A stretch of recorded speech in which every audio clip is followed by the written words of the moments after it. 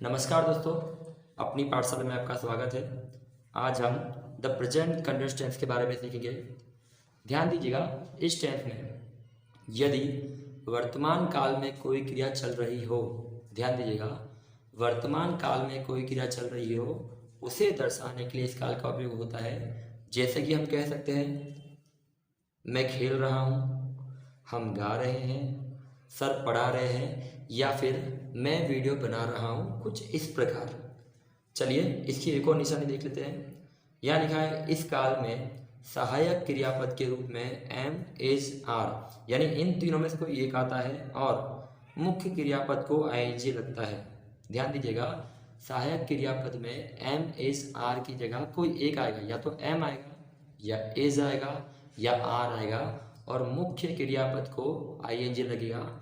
मुख्य क्रियापद का मतलब क्या होता है? जैसे खेलना, पढ़ना, सोना, नहाना, बातें करना, यह मुख्य क्रियापद है। जैसे कि प्ले हुआ, गो हुआ, ईट हुआ, एराइज हुआ, बिकम हुआ, इनको आईएनजी लगता है। चलिए इसकी संरचना समझ लेते हैं कि इस काल की संरचना कैसी होती है। सबसे पहले सब्जेक्ट आता है। सब्जेक्ट का मतलब क्या होता है? सब्जेक्ट का मतलब होता है क्रिया करने वाला। जैसे कोई करता होता है ना, जैसे मैं कहूँ कि विनय स्कूल जाता है, तो जो विनय है वो करता है क्योंकि वो क्रिया कर रहा है, तो विनय कहलाएगा subject. He, she, it, I, we, you, they, ये सभी के सभी सब्जेक्ट हैं। उसके बाद उसके अनुसार एमेजार आएगा।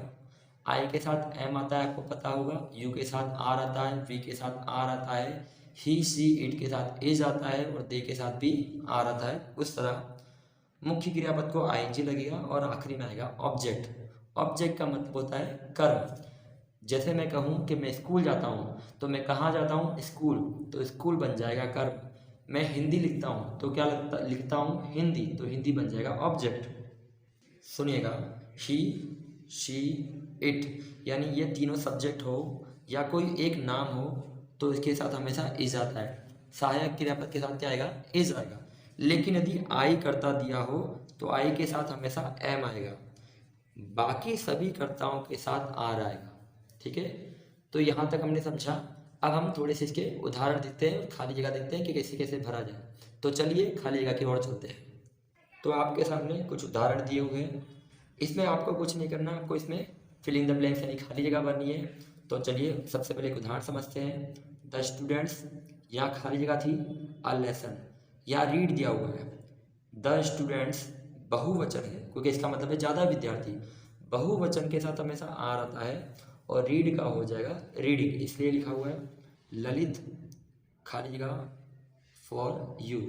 आपको पता है ललित एक नाम है, और यदि एक नाम हो तो हमेशा इसके साथ आता है इज, तो हम लिखेंगे यहाँ इज।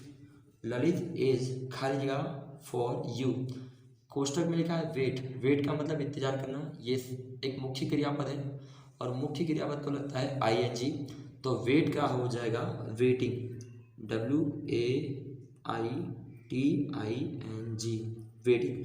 अब पढ़ के दिखाते हैं। Lalit is waiting for you, यानी ललित तुम्हारा इंतजार कर रहा है। आई, खाली जगह, अ स्टोरी। आई के बाद आपको पता ही है कि एम आता है, तो हम लिखेंगे आई एम। आई एम, खाली जगह, अ स्टोरी। यहाँ लिखा है राइट। राइट को जब आईएनजी लगाएंगे तो ये लास्ट में जो ई दिया है, ये ई हट जाएगा और लगेगा आईएनजी, तो हो जाएगा RITING, writing. I am writing a story, यानी मैं एक कहानी लिख रहा हूँ। ठीक है, आपको पता चल रहा है कि ये कोई बात हो रही है, यानी क्रियापद चल रहा है या क्रिया चल रही है, इस प्रकार कह सकते हैं। किरण, खाली जगह, संस्कृत, यहाँ लिखा हुआ है लर्न। लर्न का मतलब है सीखना। किरण एक लड़की है, तो आपको पता है एक लड़की का नाम दिया है, तो हम लगाएंगे इज, तो हो जाएगा किरण इज। और यहाँ लिखा है लर्न, लर्न को आईएनजी लगाएंगे तो हो जाएगा लर्निंग, तो ये हमने कर दिया learning. Kiran is learning Sanskrit, Kiran Sanskrit सीख रही है, इसका अर्थ ये है। तो चलिए अब चौथे प्रश्न की ओर चलते हैं। दे, ध्यान दीजिएगा, दे एक बहुवचन है। यदि बहुवचन दिया हो तो हमेशा आर लगाइए, तो दे के साथ हो जाएगा आर, तो हमने लगा दिया दे आर। उसके बाद खाली जगह अंडर द ट्री, यहाँ लिखा है सिट, ध्यान दीजिएगा सिट। यदि लास्ट वाला अक्षर व्यंजन हो, उससे पहले स्वर दिया हो, टी व्यंजन है और आई स्वर है, तो हम टी को डबल कर देंगे तो हो जाएगा sitting, SITTING। They are sitting under the tree, यानी वे लोग पेड़ के नीचे बैठे, अंडर का मतलब के नीचे होता है, तो वे लोग पेड़ के नीचे बैठे हुए हैं। खाली जगह उमंग, खाली जगह विद अस, क्या लिखा है कम, और आखिरी में प्रश्नार्थ चिन्ह लिखा हुआ है। यदि ऐसा दिया हो और कर्ता यहाँ दिया है उमंग, तो उमंग से पहले हमेशा सहायक क्रियापद आएगा। सहायक क्रियापद के रूप में एमिजार लगा सकते हैं। उमंग दिया हुआ है तो उमंग के साथ आएगा इज, तो हमने पहले लिख देंगे इज उमंग, क्या उमंग, कम का हो जाएगा कमिंग, ई हट जाएगा और लिख देंगे ING coming. Is Umang coming with us, क्या उमंग हमारे साथ आ रहा है, इसका मतलब ये होता है। तो चलिए छठे प्रश्न की ओर चलते हैं। छठा प्रश्न कुछ इस प्रकार है, खाली जगह वी, खाली जगह फास्ट, कोष्टक में लिखा है रन। आपको पता ही है कि यहाँ सब्जेक्ट दिया है वी, लेकिन सब्जेक्ट वी है यानी एक बहुवचन है, बहुवचन से पहले हमेशा आर आता है, तो हम लिखेंगे आर वी। रन का हो जाएगा रनिंग, लेकिन ध्यान दीजिएगा ये एन दिया हुआ है यानी व्यंजन है, इससे पहले स्वर है, इसके लिए हमें एन को डबल करना पड़ेगा, तो हो जाएगा RUNNING, तो रनिंग, RV रनिंग फास्ट, क्या हम तेज दौड़ रहे हैं, इसका अर्थ ये होता है। ठीक है, तो चलिए सातवें प्रश्न की ओर चलते हैं। पीयूष, खाली जगह हिज हैंड्स, यहाँ लिखा हुआ है मेन क्रियापद के रूप में क्लैप। ठीक है, आपको पता ही है क्लैप का हो जाएगा क्लैपिंग, लेकिन उससे पहले पीयूष एक नाम है, और अगर एक नाम हो तो लगाएंगे हम इज, पीयूष इज, क्लैप का हो जाएगा क्लैपिंग, और क्लैपिंग के अंदर भी डबल पी कर दिया जाएगा। ठीक है, तो चलिए अब हम आठवें प्रश्न की ओर देखते हैं। लिखा हुआ है दिनेश एंड मनीष, खाली जगह डांस। ध्यान दीजिएगा मुख्य क्रियापद डांस है, लेकिन नाम दी है दो, दिनेश एंड मनीष। यदि कोई एक नाम दिया हो तो इज आता है, लेकिन एक से अधिक नाम दिया हो तो वहाँ आर आता है, तो हम कर देंगे यहाँ आर, और डांस के अंदर लास्ट में ई लिखा हुआ है, ई को हटाइए ING लगाइए तो हो जाएगा डांसिंग।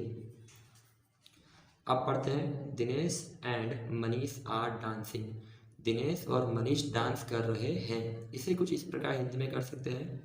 तो चलिए नौवें प्रश्न की ओर चलते हैं। द मंकी, खाली जगह बनानास, कोष्टक में लिखा ईट।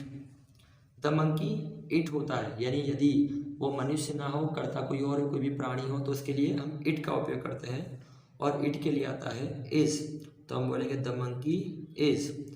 ईट का कर देंगे ईटिंग, लेकिन ध्यान दीजिएगा कि यहाँ पे डबल टी नहीं होगा, the monkey is eating bananas. ठीक है, तो चलिए हम 10वें प्रश्न की ओर चलते हैं।